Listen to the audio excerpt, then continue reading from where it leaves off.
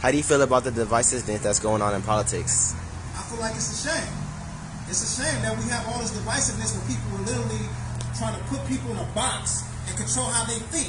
So when you don't fit their narrative, they try to call you names. For an example, if somebody asks me, do I support BLM? When we talk about BLM, what does BLM mean? BLM means Black Lives Matter. I am a black person. So why would I tell somebody that I don't support my Black Lives Matter or my black brothers and sisters' lives matter? You get what I'm saying? But just because I support that statement doesn't mean that I'm a part of a movement.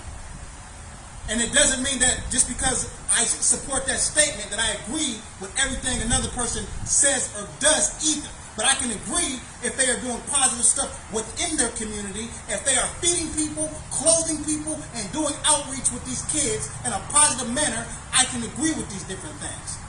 So it's not a one-size-fits-all thing. You know, but if you tell somebody this, or you have a different way of thinking or a way of doing things, they will tell you that you're a Marxist, you're a socialist, you're a communist. I'm none of those different things. I am a black man who believes in empowering and enriching and improving his community. That's what I am. There are individuals who have turned their backs on the community, who have called our community a gang-infested, parasitic place with drug dealers.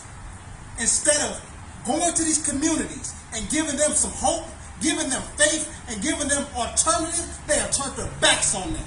I'm not going to do that because I think it's disgusting. Because at the end of the day, when we come to these different communities, we have to understand mental health is a crisis. We have brothers and sisters that have mental health issues that are not being addressed, so they self-medicate themselves with drugs. We have poverty, so individuals are out here selling drugs. I'm not condoning them to sell drugs of any other nature, but I do understand survival. And we also got to talk about this criminal justice reform, because when we're dealing with prisons, we have to switch the way we're doing prisons. A prison should not be a business. It should be a rehabilitation center where we can equip these young brothers and sisters with the tools that they need so they can be successful, not so they can be destructive when they go back in these communities where they can't provide food, clothing, shelter for their families so they reoffend. We have to stop that because they're exploiting people. Right now, you got individuals that are in the penitentiary that are working, getting paid 50 cents, 75 cents, depending on the penitentiary, while warehouses and all these other places are making millions of dollars. You have nothing to say about that. And when they come home, it's hard for them to get a good job. It's hard for them to get housing. In some states, they can't even vote. But you got the right to turn around and tax them? You want to tax them if they work a job, but you won't give them the right to vote? Or you want to treat them like a second-class citizen?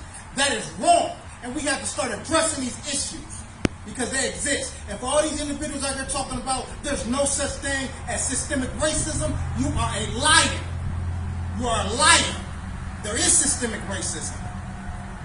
There were policies that were put in place to disenfranchise the black community, and it's time for you to start addressing it and admitting that it happens, and it's still going on to this day.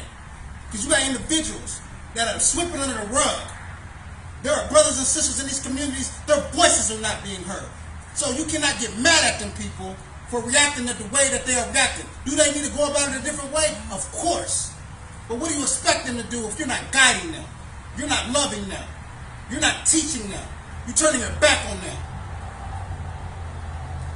Do better.